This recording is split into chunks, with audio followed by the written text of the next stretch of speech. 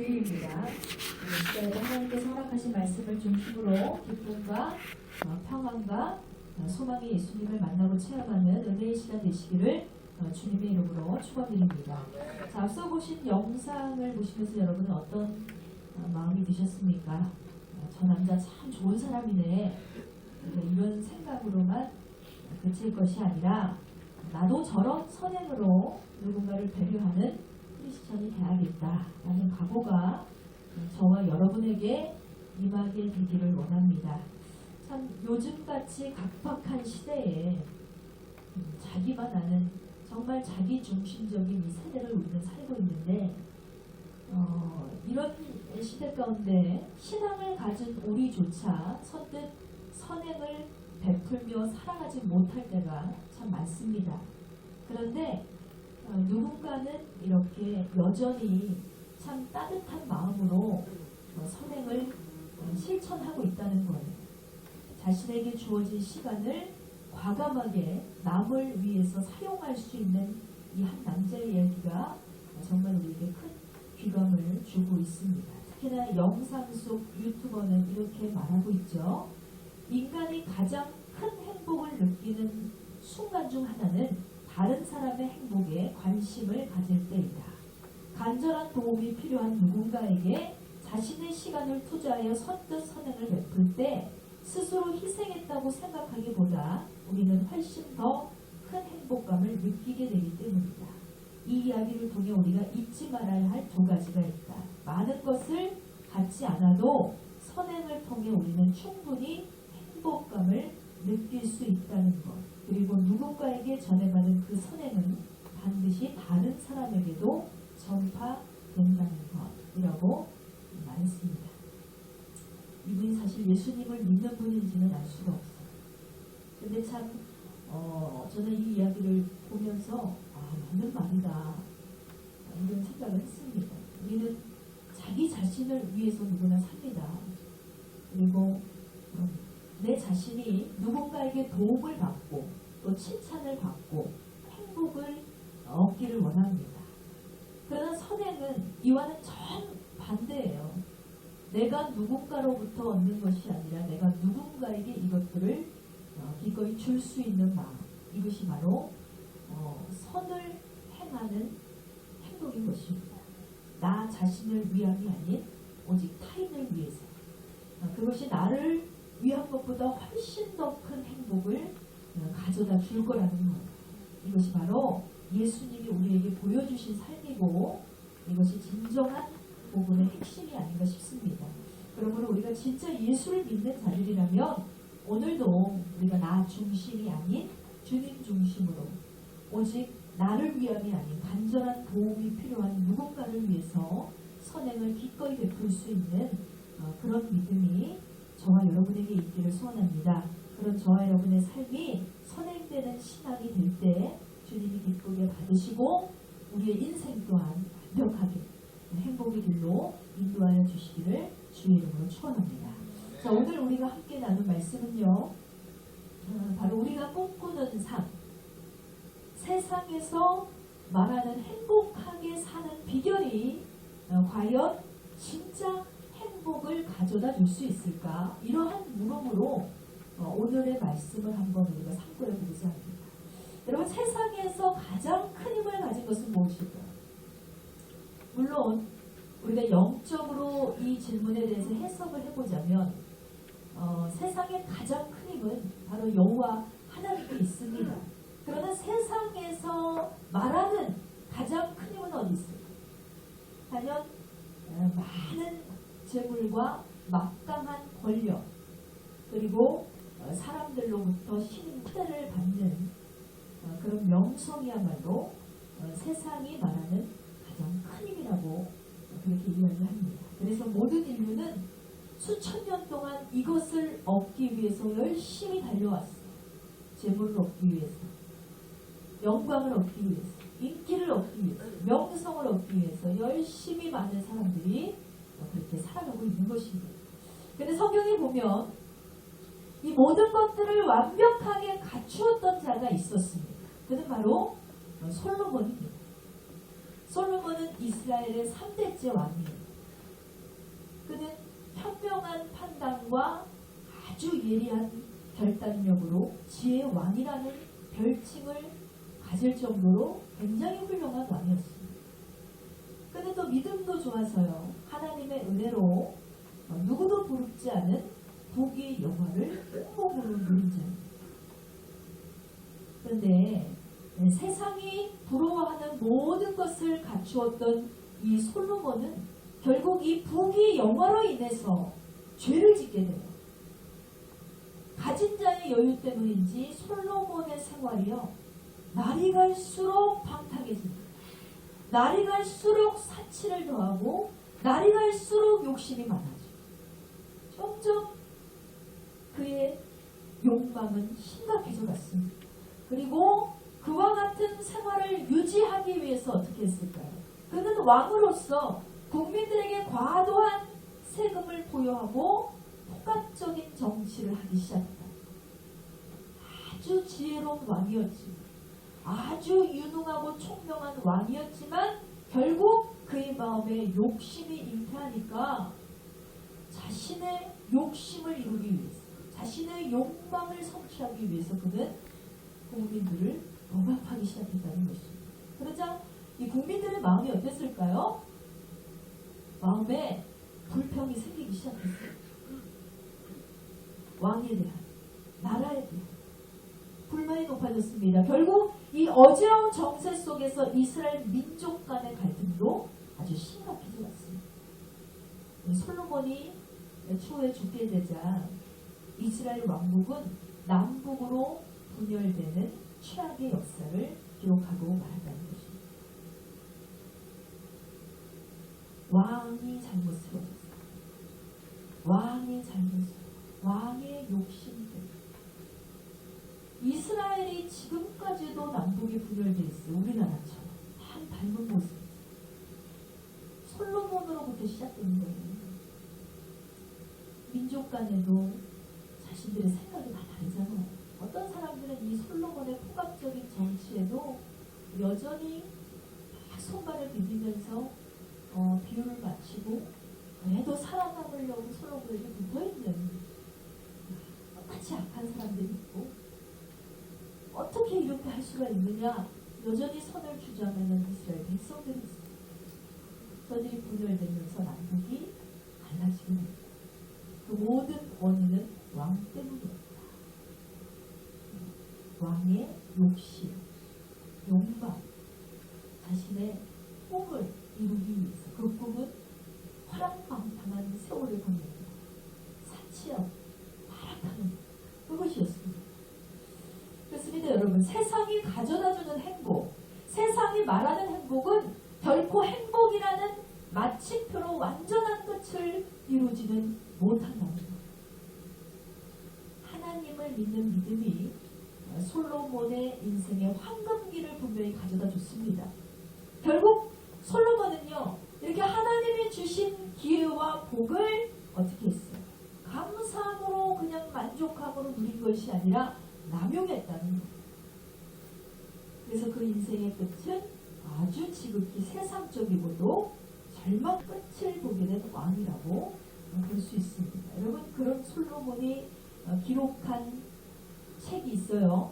성경에 솔로몬이 기록한 서는 뭐예요? 아가서하고 잠언서 두 서를 기록을 했는데, 잠언서 4장 23절에 솔로몬은 이렇게 기록을 했습니다. 모든 지킬 만한 것 중에 더욱 내 마음을 지켜라. 생명의 근원이 이에서 남이니라 그랬습니다. 성도 여러분, 사람들은요, 재물의 소망을 두고 살기 때문에 재물을 지키려고 무단히 애를 쓰고 있습니다. 또 건강이 제일이라고 여기기 때문에 건강을 지키기 위해서 열심히 운동을 합니다. 그러나 우리가 그것보다 더 소중히 지켜야 될 것이 뭐라고 솔로몬은 이야기하고 있어요? 우리의 마음이라는 것입니다. 이 마음을 온전히 지키면 생명도 보호된다고 성경에서 말하고 있죠. 반대로 마음이 병들면 재물도 건강도 아무것도 소용이 없다는 거예요. 마음을 잘 지키는 사람은 하나님을 향한 믿음 또한 잘 지킬 수 있습니다. 우리가 믿음 안에 있으면 영혼의 건강뿐만 아니라 육신의 건강도 잘 지킬 수 있다는 거예요. 건강한 정신, 건강한 영혼, 건강한 육체를 가진 사람은 열심히 일을 해서 성공하고 재물을 얻고 행복한 삶을 살게 된다. 결국 우리의 영혼이 잘 돼야 우리의 육체도 잘 될 수 있다. 이것이 하나님께서 우리에게 가르쳐 주신 행복하게 사는 비결이라는 것입니다. 오죽하면 생명의 근원이 여기에 있다고, 마음에 있다고 그렇게 말씀하고 있을까요? 항상 말씀드리지만 하나님의 말씀인 성경은 거짓을 말하지 않습니다. 그분의 말씀은 진리고 진리는 우리로 하여금 인생을 잘 살게 하고 보람있게 하고 행복하게 살 수 있는 길을 제시하는 것입니다. 그러므로 저와 여러분 모두가 올 한 해 마음을 잘 지켜나가는 성도가 되시기를 주님의 이름으로 축원드립니다. 오늘 공독한 하나님의 말씀은요, 사도 바울이 로마 교회 성도들에게 편지한 말씀입니다. 믿음으로 구원받은 성도가 어떻게 사는 것이 행복하게 사는 진짜 삶이냐, 그 물음에 대한 권면입니다. 로마서 12장 1절에서 2절 말씀을 한마디로 요약하면 뭘까요? 영적인 예배자가 되라는 것입니다. 우리가 영적인 예배자가 되려면 어떻게 해요? 세 가지를 실천해야 됩니다. 세 가지 실천 과제가 로마서 12장 2절에 기록되어 있습니다. 로마서 12장 2절 말씀에 보면 이 세대를 본받지 말라고 말씀하고 있어요. 이것이 첫 번째입니다. 둘째는 오직 마음을 새롭게 함으로 변화를 받아야 된다. 세 번째는 하나님의 뜻을 분별해야 한다입니다. 그렇다면 여러분 이 세 가지를 지켜나가는데 가장 중요한 것이 뭐예요? 우리의 마음을 지키는 것입니다. 자신의 마음을 견고한 믿음 위에 세우고 굳건히 지키는 성도는 절대로 이 세상의 풍조와 세대를 따르지 않을 수 있다는 겁니다. 자신의 마음을 지킬 수 있는 성도는 하나님의 뜻 또한 분별할 수 있는 것입니다. 여러분 그렇다면 마음이 뭐예요? 마음이라는 단어를 국어 사전에서 찾아보면 핵심적인 세 가지가 나옵니다. 첫 번째는 본래 자신이 지닌 성격이나 품성을 마음이라고 합니다. 두 번째는 다른 사람이나 사물에 대한 감정, 의지, 생각 따위를 일으키거나 작용하는 태도가 마음이다. 이렇게 말하고 있어요. 세 번째는 사람의 생각, 감정, 기억 따위가 생기거나 자리 잡는 공간의 위치를 바로 마음이라고 이렇게 정의하고 있습니다. 그래서 사람들은 흔히 사람의 됨됨이는 그 사람의 마음에 있어 이런 얘기를 합니다. 그런데 성경에서 마음을 또 어떻게 정의하고 있을까요? 사무엘상에서는 그 마음을 중심이라고 표현하고 있습니다. 자, 사무엘상 16장 7절 말씀 다 같이 보시겠습니다. 사무엘상 16장 7절의 말씀입니다. 여호와께서 사무엘에게 이르시되 그의 용모와 키를 보지 마라. 내가 이미 그를 버렸노라. 내가 보는 것은 사람과 같지 아니하니 사람은 외모를 보거니와 나 여호와는 뭘 본다? 중심을 보느니라. 여러분 사람은 외모를 보지만 하나님은 중심을 보신다. 이 말씀 우리가 너무나 잘 알고 있는 말씀입니다. 여기서 말씀하는 중심은요 바로 우리의 마음을 뜻합니다. 하나님은 우리의 마음을 보신다. 하나님은 우리의 외모가 아니라 마음의 중심을 보신다는 거예요. 그렇기 때문에 성도는요 이 마음을 절대로 팔아먹어서는 안 돼요. 아무리 돈이 없어도 머리카락을 잘라 팔지언정 마음을 팔아서는 안 된다는 것이. 우리가 집에 있는 금붙이는 팔아먹을죠. 하나님 앞에 드린 이 마음은 절대로 팔아먹어서는 안 된다는 것입니다. 여러분 우리의 마음은요 마치 물 위에 떠다니는 배의 키와도 같습니다.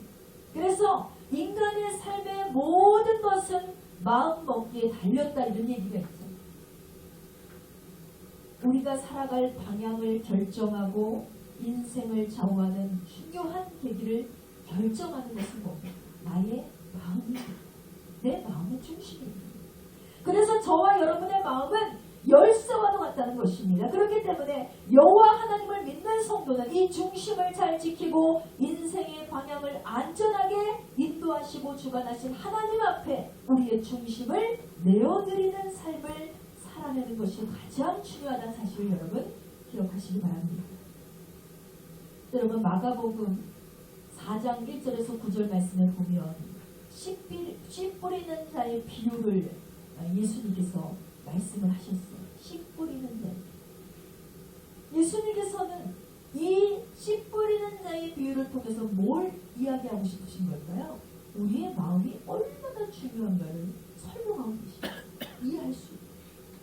성경은 복음의 씨가 뿌려질 때 4가지 밭이 있다고 이렇게 설명하고 있습니다. 첫 번째 밭은 길가밭입니다. 두 번째는 돌짝밭, 세 번째는 가시밭, 그리고 마지막 하나는 옥토밭입니다. 여러분 이 씨 뿌리는 자의 비유는요 2가지로 해석을 할 수가 있어요. 한 가지는 예수님의 관점에서 바라보는 해석법입니다. 바로 뭐냐면 씨는 말씀이고 땅은 뭐예요? 우리의 마음입니다. 하나님의 말씀이 어떤 마음에 뿌려집니다. 어떤 마음의 밭에 던져집니다. 이것이 예수님의 해석법이고 두 번째는 성령님의 해석법이고 씨가 바로 우리입니다. 씨가 우리고 좋은 땅은 예수님을 비유하는 것입니다. 우리가 어디에 떨어져야 됩니까? 예수님이라는 좋은 밭에 떨어져야 됩니다. 그런데 어떤 해석이 되었던 씨가 온전한 결실을 맺기 위해서는요 우리의 능력에 달린 것이 아니라 바로 어떤 땅이냐가 문제라는 거예요. 한마디로 씨가 아무리 아름다운 결실을 맺고자 하는 꿈이 있고 희망이 있고 비전이 있고 소망이 있어도요 떨어지는 곳이 길가나 돌짝이나 가시떨기 같이라면 온전한 결실을 절대로 맺을 수가 없다. 심지어는 성경은 뭐라고 나와 있어요? 새가 날아와서 먹어버렸다. 이 말씀은 예수님의 또 다른 비유, 포도나무에 가지가 온전히 붙어 있어야 열매를 맺을 수가 있다. 이 비유와 동일한 거예요. 포도나무에 가지가 없어. 가지를 다 잘라버렸어. 어디서 열매가 열릴 수 있어? 아무리 나무가 튼튼하고 건강해도 가지가 붙어 있지 않으면 그 나무에는 포도 열매가 열릴 수가 없다는 것과 동일한 이치입니다. 그래서 이 씨 뿌리는 자의 비유에서도 좋은 땅, 옥토밭은 바로 예수 그리스도를 의미하고 있습니다. 옥토밭에 떨어졌다는 것은 곧 예수 그리스도 안으로 들어갔다는 거예요. 우리가 여러분 예수님께서 이 비유를 통해서 강조하고자 하시는 뜻이 뭘까? 길가에 떨어진 것은 뭡니까? 길가에 떨어진 씨앗, 예수님 밖에 있는 자의 마음입니다. 돌밭, 가시떨밭에 떨어졌다는 것은 세상과 주님 사이에 양다리를 걸치고 있는 자의 마음을 뜻하는 것입니다. 과연 이런 자들의 밭에 열매가 열리겠냐는 거예요. 안 열리죠. 열릴 수가 없어요. 마가복음 4장 4절 말씀 보시겠습니다. 더러는 길가에 떨어지면 새들이 와서 먹어버렸고 그랬습니다. 사탄이요 떨어진 씨를 그냥 내버려 두지 않습니다. 예수님께로 멀어진 씨를 그냥 내버려 두지 않습니다. 집어 삼가 넣어버립니다. 왜냐하면 하나님의 말씀은 우리에게 응답이 되고 축복이 되고 열매가 되기 때문에 혹여나 이 씨가 예수님께로 들어갈까 이런 사고 왔어. 집어 삼켜버립니다. 왜? 씨가 길가에 떨어졌기 때문에 그렇습니다. 하나님의 성도가 절대로 그리스도 예수 안으로 들어가지 못하도록 새가 날아와서 쪼아 먹어버리고 만다. 그러니 절대로 길가밭에 떨어진 그런 씨는 열매를 맺을 수가 없는 것입니다. 그렇다면 돌밭의 사정은 어때요? 마가복음 4장 5절에서 6절 말씀입니다. 더러는 흙이 얕은 돌밭에 떨어집니다. 흙이 깊지 아니하므로 곧싹이 나오나 해가 돋은 후에 타서 뿌리가 없으므로 말랐고 그랬습니다. 어릴 때 초등학교 때 학교에서 씨 심는 연습을 시켰던 기억이 나요. 우리가 제가 뭐 농사꾼은 아니지만 어릴 때 선생님들이 아이들을 도란도란 모아놓고 앞에 나가서 앞에 텃밭에다가 씨를 심는 거를 이렇게 가르칠 때가 있었어요. 밭을 쫙 일구고 거기다가 씨를 떨어뜨린 다음에 그다음에 흙을 단단히 덮어주고 깊숙이 씨앗이 묻히도록 그와 같은 원리인 것 같습니다. 얕은 흙이 얕은 돌밭에 씨가 떨어졌다. 그러니까 완전히 씨가 그 흙에 덮이지 못했어요. 어설프게 싹이 나왔습니다. 어설픈 믿음이 자랐습니다. 어설픈 신앙 생활을 하고 있습니다. 그러나 깊지 않으므로, 그러나 제대로 심기지 않았으므로 어떻게 됐어요? 해가 내리쬐니까 타들어갔어요. 싹이 말라버리고 타들어갔습니다. 그러므로 어떻게 돼요? 곧 죽었죠. 열매를 맺을 수가 없는 것입니다. 타고 마르는 인생, 이것이 바로 돌밭에 떨어진 씨의 최후라는 것입니다. 열매는 없습니다. 그렇다면 또 가시밭은 어떻습니까? 가시밭 7절입니다. 더러는 가시떨기에 떨어지며 가시가 자라 기운을 막음으로 결실하지 못하고. 사랑하는 성도 여러분, 복음의 씨앗은 좋은 마음밭에 믿음으로 받아야 싹이 난다는 사실을 기억하시기 바랍니다. 그래서 중요한 건 마음입니다. 성도는요, 신랑 되시는 예수님을 기다리는 신부가 되어야 합니다. 그렇다면 우리가 주님의 신부로 단장을 하기 위해서는 무엇보다 주님 안에서 뿌리 깊게 내리는 온전한 믿음의 신앙이 있어야 된다는 것입니다. 그러기 위해서는 절대로 주님을 떠나서는 안 돼요. 절대로 세상과 양다리를 걸쳐서도 안 된다는 것입니다. 이렇게 사는 게 참 힘들어요. 천주교처럼 적당히 타협하고 살았으면 좋겠는데, 대충 믿었으면 참 좋겠는데, 하나님은 분명히 말씀하고 계세요. 이런 자들의 삶에는 열매를 맺을 수가 없다는 것입니다. 그러므로 저와 여러분은 다시금 우리 자신의 신앙의 상태를 점검해봐야 합니다. 과연 나는 어떤 마음의 밭을 가지고 있는가? 나의 삶에 온전한 믿음이 뿌리 내리고 있는가? 왜 나의 신앙의 삶에 열매가 없고 응답이 없고 축복이 없는 것인가? 어리석게 하나님을 원망하는 성도가 아닌 자신의 마음밭을 점검하는 저와 여러분이 되시기를 주님의 이름으로 축원드립니다. 다같이 믿음으로 따라 선포하시겠습니다. 좋은 땅에 심겨지는 씨앗이 되자. 네, 다시 한번 선포합니다. 좋은 밭이 되어서 하나님의 말씀이 축복의 열매가 되게 하자. 아멘. 여러분이 좋은 밭이 되시기를 주의 이름으로 축원드립니다. 여러분이 좋은 씨앗이 되시기를 주의 이름으로 축원드립니다.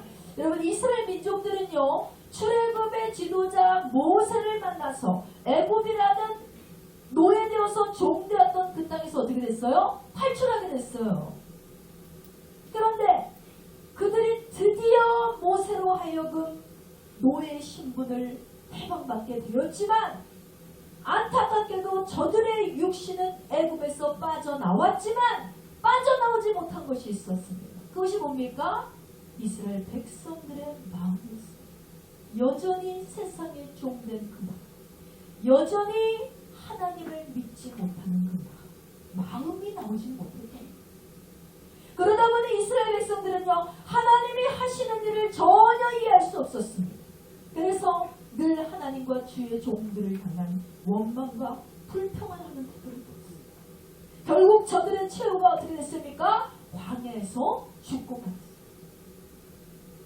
저들의 육체는 애굽을 빠져나갔지만 저들의 마음은 여전히 세상의 종, 여전히 강팍합니다. 하나님의 기적을 체험했지만 마음이 새롭게 변하지 않으니 결국 하나님께서 예비하신 복을 얻지 못하고 광야에서 죽음을 맞이하고 말았다는 것입니다. 사랑하는 여러분, 하나님께서 저들을 애굽에서 빼내실 때는요, 그냥 빼내신 것이 아닙니다. 막무가내로 대책 없이 즉흥적으로 저들을 탈출시키는 하나님이 아닙니다. 여러분, 우리가 믿는 하나님은 어떤 분입니까? 하나님은요, 굉장히 계획적이신 분이세요. 하나님께서는 계획하신 것을 이루시고 성취하시고 약속하신 것을 반드시 이행하시는 하나님이심을 믿으시기 바랍니다. 그래서 분명 하나님께서 택하신 민족 이스라엘 백성들을 향해서 뭘 주셨어요? 그냥 너희를 애굽에서 내가 빼낸 것뿐만이 아니라 내가 너희를 어디로 인도하겠다? 적과 꿀이 흐르는 땅을 너희에게 주고 그것을 유업으로 삼게 하겠다. 이 약속을 주셨죠. 그런데 이스라엘 백성들은요, 이 언약의 하나님을 믿지 못했습니다. 하나님이 하시는 일을 의심했습니다. 하나님이 인도하심을 마음으로 불평했습니다. 하나님의 계획하심을 바라보지도 않았고요. 하나님의 말씀에 순종하지도 않았습니다. 결국 저들의 마음 하나님과 하나가 되지 못했기 때문에 저들의 마음이 하나님을 향해 진실하지도 정직하지도 성결하지도 않았기 때문에 저들의 마음이 육으로 치우치고 말았다는 것입니다. 고린도전서 2장 14절은 육에 속한 자에 대해서 이렇게 강조하고 있습니다. 육에 속한 사람은 하나님의 성령의 일들을 받지 아니하나니 그랬습니다. 육에 속한 사람은요, 하나님께서 성령의 역사로 하시는 일들을 제대로 헤아릴 수가 없습니다. 인정할 수가 없습니다. 하나님이 하시는 일을 이해할 수조차 없습니다. 이는 그것들이 그에게 어떻게 보입니까? 어리석게 보입니다. 바로 이스라엘 백성들의 마음이 됐거든요. 하나님 왜 우리를 차라리 애굽에 내버려 두시지 왜 끌어내서 광야에서 이렇게 힘들게 하십니까? 우리로 하여 왜 이렇게 고생시키세요? 그들은 하나님이 하시는 일을 이해할 수 없었어요. 성령이 하시는 일을 받아들일 수 없는 거예요. 어리석게 보입니다. 또 그는 그것들을 알 수도 없나니 그러한 일은 영적으로 분별되기 때문이다. 이스라엘 백성들의 마음이 이스라엘 백성들의 영적인 상태가 어땠다는 영적이지 못했다는 거예요. 여러분, 성령님의 도우심이 없이는요, 우리의 마음에 이렇게 깨달음이 임할 수가 없는 것입니다. 우리가 말씀을 듣고 깨닫고 회개하는 일, 여러분 아무나 할 수 있는 게 아니에요. 바로 성령의 감동이 역사하셔야 저와 여러분의 마음에 깨달음과 회개의 역사가 일어나게 될 줄 믿습니다. 아무나 할 수 있는 게 아니에요. 맨날 목사님 회개하라고 해봐요. 회개 안 해요. 회개할 수 있는 마음이 들어와야지. 죄가 죄임을 알지 못합니다. 내가 이렇게 행동하는 것이 죄다 아니다 이거조차 분별이 되질 않는데 뭐 회개할 게 뭐지? 내가 지은 죄가 어디 있다고 회개를 하라 그러나 죄인님을 용납할 수가 없습니다. 성령이 역사하시고 성령의 도우심이 없이 우리는 깨달을 수 없습니다. 주님의 일을 바라볼 수조차 없습니다. 주님의 일을 이해할 수조차 없습니다. 육에 속한 자의 모습인 것입니다. 여러분, 하나님이 보시기에 가장 악한 사람이 누군지 아십니까? 하나님을 믿지 않는 사람. 하나님을 믿지 않는 사람 하면 누가 떠올라? 교회 밖에 있는 사람. 그렇지 않아요. 하나님을 믿지 않는 사람이 바로 저도 될 수 있고 여러분도 될 수 있어요. 매 순간순간 상황마다 여러분 하나님 믿으세요? 안 믿어질 때가 있잖아요. 안 믿어질 때가 있습니다. 그런 사람은요, 날마다 기적을 체험한다고 해도 그것을 우연으로 믿고 절대로 하나님의 은혜라고 인정하지 않습니다. 우연히 이런 일이 일어났네. 갑자기 이런 행운이 나에게 왔네? 이렇게 생각하지 하나님이 나에게 부어주신 은혜라고 인정하지 않습니다. 그러니 어때요? 그런 사람 현실에 쉽게 미혹되고 범사에 정함이 없이 흔들리며 살아갑니다. 이럴 때는 하나님을 찾았다가 이럴 때는 하나님을 저버리고 이럴 때는 하나님을 신뢰했다 이럴 때는 하나님을 또 막무가내로 무시하고 여러분 이렇듯이 사람의 문제는요 모두 마음에서부터 온다는 사실을 여러분 기억하시기 바랍니다. 결국 성도가 믿음의 정 하고 육신의 정욕대로 살지 않는 길도 마음을 지켜야 하고 하나님의 언약을 믿고 그 언약을 열매 맺기 위해서도 우리는 마음을 지켜야 될 줄 믿습니다. 마음을 잃어버리면요 우리의 모든 것을 잃는다는 사실 여러분 기억하시기 바랍니다. 에레미야서 17장 9절에서 10절도 이렇게 말씀하고 있습니다. 만물보다 거짓되고 심히 부패한 것은 마음이라 누가 능히 이를 알려마는 나 여호와는 심장을 살피며 폐부를 시험하고 각각 그의 행위와 그의 행대로 보응하나니. 우리 인간이요 죄로 말미암아 타락하였기 때문에 만물보다 거짓되고 부패한 것이 마음이라고 얘기하고 있습니다. 여러분 세상에서 가장 치사하고 간사한 것이 뭔가 인간의 마음입니다. 한순간에 변하는 것이 인간의 마음. 변덕이 죽을 듯이 하는 것이 바로 우리의 마음입니다. 그렇기 때문에 하나님 앞에 그냥 넘어갈 사람이 없는 거예요. 심판을 면할 수 있는 자가 누가 있겠습니까? 세상에서 착하다, 정직하다, 바르다 자신 있게 이야기할 수 있는 몇 명이나 되나는 거예요. 여러분 뉴스에 등장하는 범죄인들을 보세요. 어떻게 저럴 수 있지? 하는 범죄자들 참 많습니다. 얼마 전에도 고유정 사건. 저는 엄청나게 그 여자한테 관심이 있어요. 이상하게. 그러니까 우리 어머니가 그러는 거예요. 너는 왜 이렇게 고유정을 뒤지고 있니? 그러면서 고만든 지져라. 그 악한 영이 너에게 이 말. 그렇다고 내가 사람 찔러 죽일 건 아니야. 내 남편을 뭐 헛되게 할 건 아니잖아. 근데 너무 관심을 가지고. 근데 저는 이상하게 한 영혼이 자살했다 그러면요. 그 기사를 아주 수백 개를 뒤지고 있어요. 도대체 왜 죽었을까?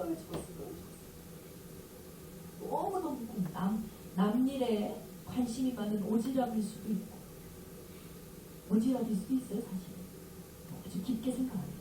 그런데 이상하게 또 고유정 그 여자를 다 연구하고 있습니다. 범죄 심리학자죠.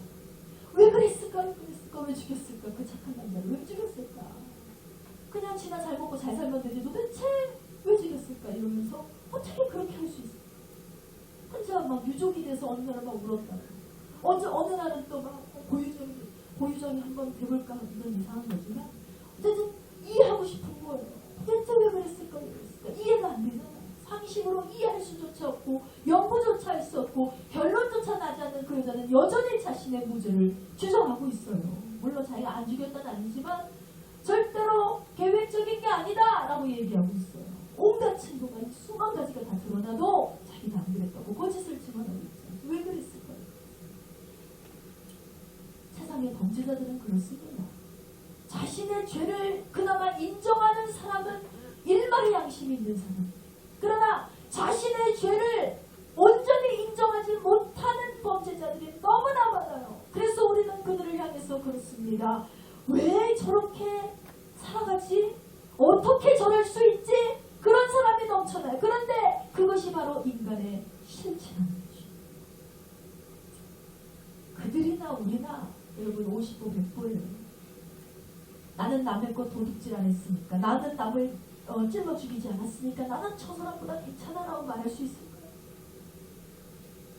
행위로 실천되지 않았을 뿐 내가 저 범죄자보다 더 낫다라고 우리는 자신있게 이해할 수 없습니다. 왜? 우리는요 마음으로 짓는 죄가 더 무섭기 때문에 그렇습니다. 우리가 마음으로 얼마나 많은 죄를 짓고 살아갑니까? 수없이 남을 미워하고 증오하고 비판하고 판단하고 마음으로 수없이 죽이고 해치고 그렇게 우리는 더럽고 취약한 마음으로 살아가고 있다는 것입니다. 그래서 우리는 마음을 잘 다스려야 될 줄 믿습니다. 우리 스스로는 이 마음을 다스릴 수 없습니다. 의의 마음에요. 음란이 가득한 사람은요 언젠가는 성범죄를 저지릅니다. 예전에 고영욱이 성범죄를 저질렀을 때 우리 어머니가 딱 한마디 하셨어요. 저 자식이 개를 많이 키우더니 역시 변태인 줄 알았어. 근데 그건 아닌 것 같은데 그만큼 뭐예요? 너무 그 사람이 행실이 온전히 드러나기 이전에 여러 가지 이상한 행동에 그런 것들이 있었답니다. 하루 이틀의 문제가 아니었답니다. 열심히 인기를 누리고 활동할 때도 이상하게 사람들이랑 접촉하고 여자들이 이렇게 만지고 스킨십하고 이런 거 되게 좋아하더니 결국은 결국은 이를 저지릅니다. 일단 그 사람만의 문제겠습니까? 마음에 이렇게 음란이 가득한 사람은 언젠가는 저지릅니다. 왜? 그의 마음이 그의 행위를 주장하기 때문에. 그 마음에요. 날마다 내가 죽어야지 언제 죽으면 좋을까, 오늘 죽을까, 내일 죽을까, 날마다 죽기를 마음먹는 사람은 언젠가는 제 목숨을 버리게 되어 있다는 것입니다. 왜? 그가 마음먹은 대로 그의 행위를 주장하기 때문에. 이렇듯 타락한 인간은요, 육체와 마음이 원하는 것만 하게 되어 있어요.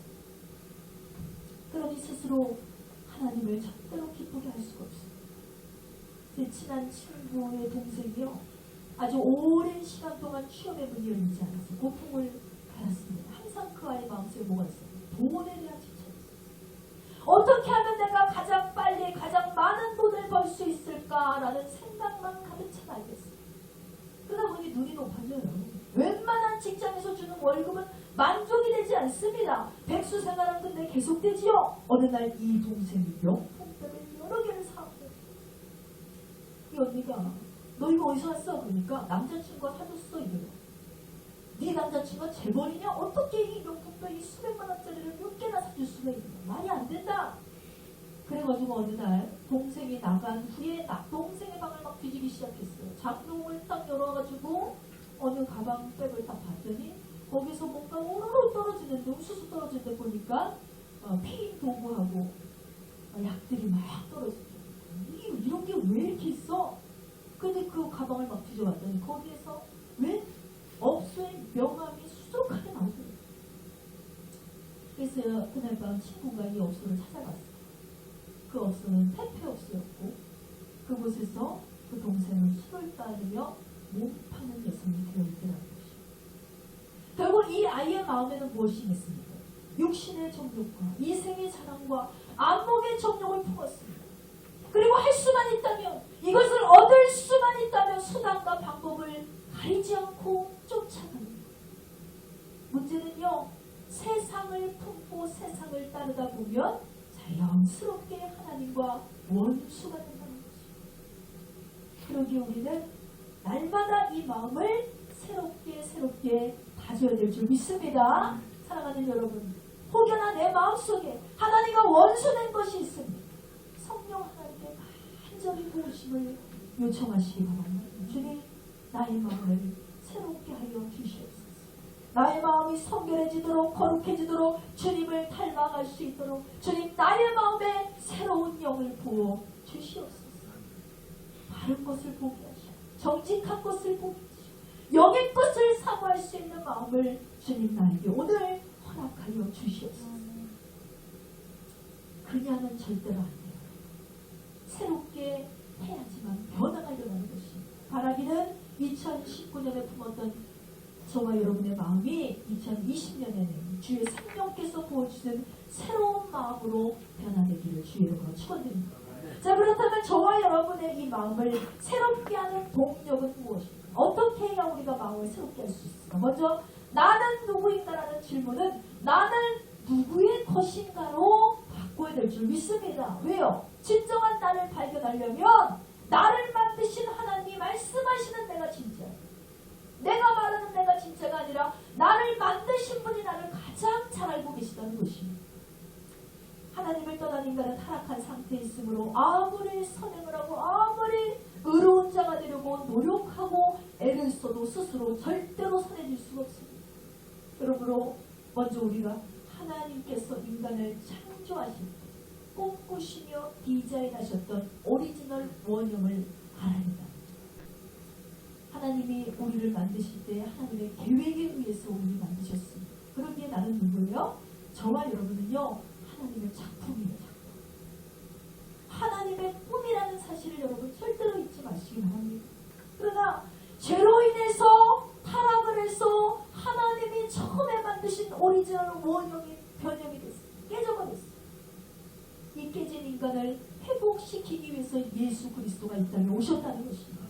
그리고 그 하나님께서는 지금 이 시간에도 저와 여러분에게 말씀을 통해서 깨어진 저와 여러분을 회복시키고 계시다는 사실을 여러분 믿으시기 바랍니다. 결국 나는 내가 주인이 아니고 나는 누구예요? 나는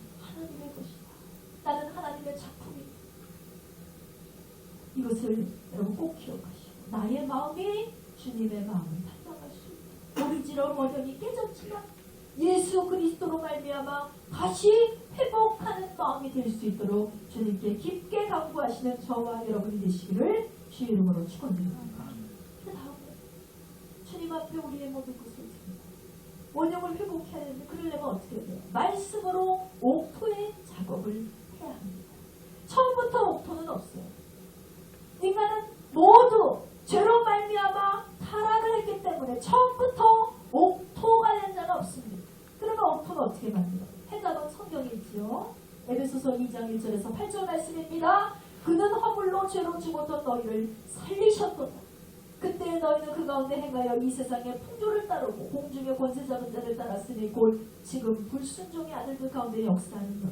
전에는 우리도 다 그 가운데서 우리 육체의 욕심을 따라 지내며 육체와 마음이 원하는 것을 다른 이들과 같이 본질자 진노의 자녀였더니 긍휼이 풍성하신 하나님 우리를 사랑하신 그 큰 사랑으로 인하여 허물로 죽은 우리를 그리스도와 함께 살리셨고 너희는 은혜로 구원받은 것이라. 또 함께 일으키사 그리스도 예수 안에서 함께 하늘에 앉히시니 이는 그리스도 예수 안에서 우리에게 자비하심으로써 그 은혜의 지극히 풍성함을 오는 여러 세대에 나타나게 하십니다.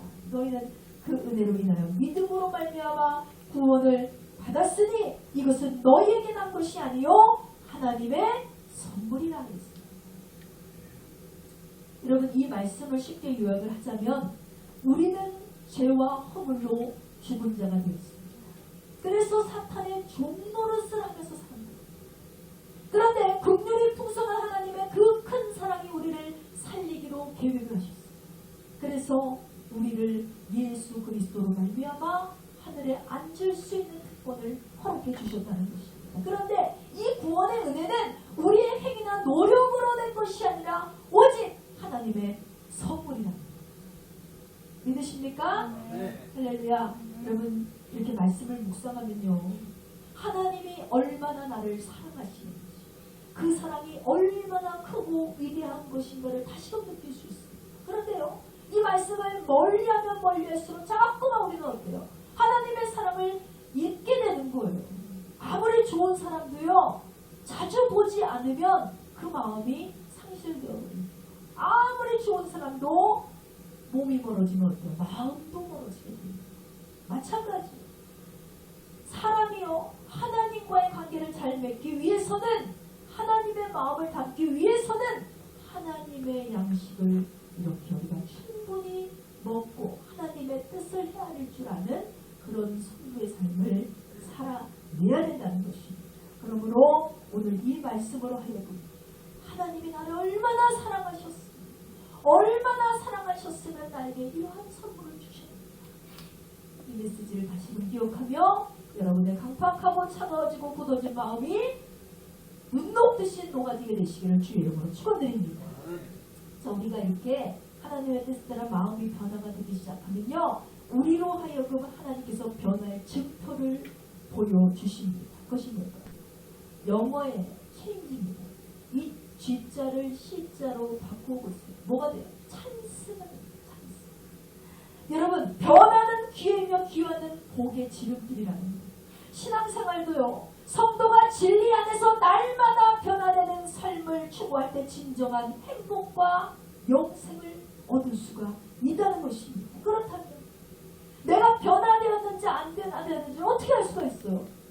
에베소서 4장 22절에서 24절 말씀입니다. 너희는 유혹의 욕심을 따라 썩어져 나가는 구속을 따르는 옛사람을 벗어버리고 오직 너희의 심령이 새롭게 되고 하나님을 따라 의와 진리의 거룩함으로 지으심을 받은 새 사람을 입으라 하겠습니다.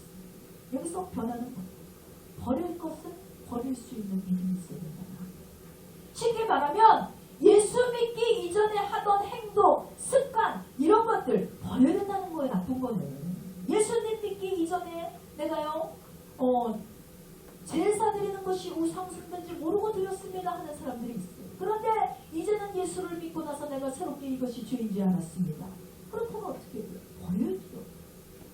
그건 변한 거예요. 예수님 믿기 이전에는 주일날 놀러가는 날인 줄 알았어요. 그런데 예수를 믿고 나서 이제는 주일은 어때요? 온전히 하나님 하나님을 경배하는 날로 바뀌었다면 그건 뭐예요? 그 사람이 변화하는 것이죠. 가치관이 변화하는 것. 그것을 아는 것으로 그칠 것이 아니라 실제로 행동하는 것. 그로 인한 행동에 변화가 있다면 새롭게 됐다는 증거인 것입니다. 또 두 번째는 영성이 회복됩니다. 그전에는 죄를 죄로 여기지 않고 살았는데 이제는 작은 것도 죄로 볼 수 있고 무섭게 여길 수 있어요. 내가 큰일 났네. 지금 또 죄를 짓고 있네. 죄에 대해서 아주 예민한 사람이 되는 거예요. 스스로 죄를 발견하고 느낄 수 있어야 됩니다. 그리고 하나님의 손길이 느껴져요. 순간순간 내 삶을 통해서 말씀하시는 주님의 음성을 들을 수 있어야 된다. 설교를 통해서 말씀하시는 하나님의 음성, 또 상황을 통해서 깨닫게 하시는 하나님의 뜻, 또 사람을 통해서 역사하시고 훈련하시는 하나님의 은혜, 이런 것들을 깨달아야 되는데 영성이 회복되지 않으면 이런 것들을 느낄 수 없기 때문에 여러분이 이것을 느끼고 있다면 여러분은 변화를 체험하고 있는 것입니다. 또 마지막은 새 사람으로 새로운 길을 갈 수 있어야 됩니다. 성경은 하나님을 따라 의와 진리의 거룩함으로 지으신 새 사람을 입으라 그랬어요. 새 사람을 입는다는 것은요, 누가 입혀주는 것이냐? 내가 입는 거예요. 뭘 입어요? 의롭다 하심을 입고 진리의 거룩한 말씀을 입어야 됩니다. 이것은 우리의 노력이 필요해요. 의지적인 노력이 없이는 이건 절대로 될 수가 없어요. 이러한 저와 여러분의 노력이 수반될 때 우리는 진정한 새 사람으로서 새로운 길을 가게 될 것입니다. 자, 말씀의 결론을 맺기 원합니다. 사랑하는 성도 여러분, 지금 오늘 이 시대는요, 이 시대의 화두가 뭔지 아세요? 변화하는 시대. 매년 연말만 되면 정치인들이나 경제인들 모두가 공통적으로 하는 말이 있어요. 뭔지 아세요? 우리가 변해야 됩니다. 이렇게 외쳐요. 우리 신앙도 마찬가지예요. 우리는 변해야 됩니다. 그 변화는요, 후퇴가 아니라, 변질이 아니라 더 큰 성장을 의미하는 것입니다. 뭐든지 변하지 않고 정체되고 그렇게 되면 부패되고 썩어서 여기 있는 이 컵 속의 물도요, 아무리 여기 좋은 물 담아보세요. 한 달만 여기 냅두세요. 이거 썩어버려요. 한 달 후에 먹을 수 없습니다. 먹지 못할 물이 돼버리는 거예요. 왜? 움직여야 됩니다. 여기다 그냥 냅두기 때문에 그렇습니다. 마찬가지. 우리의 신앙도요, 움직이는 신앙이 되어야 됩니다. 끊임없이 성장하는 신앙이 되어야 될 줄 믿습니다. 그렇다면 여러분의 신앙은 지금 어떻습니까? 작년과 올해 달라지셨습니까? 변화가 있습니까? 여전히 변화를 싣고 있다면 여러분 그것은 정지가 아니라 후퇴라는 거예요. 그러므로 저와 여러분의 새해가 2019년이나 별반 다를 것 없는 해가 되지 않기를 합니다. 새해는 옛사람을 벗어버리고 새사람으로 놀랍게 성장하는 우리 은혜교회와 성도들이 되시기를 주님의 이름으로 축원드립니다. 이 시간 나같이 기도하기 원합니다. 하나님께 간절히 기도할 때 하나님, 오늘도 하나님의 말씀이 우리의 삶을 움직일 수 있는 좌표가 되게 하시고 하나님, 하나님의 모든 자비하심으로 우리가 의롭다함을 입고 새 사람을 될 수 있는 기회를 주셨으니 우리의 몸을 주를 위해서 드릴 수 있는 우리가 되게 도와주시고 우리가 하나님께 영적 예배자로, 진정한 예배자로 설 수 있는 그런 믿음의 사람이 되게 해달라고 이 시간 기호 삼창하시고 다 같이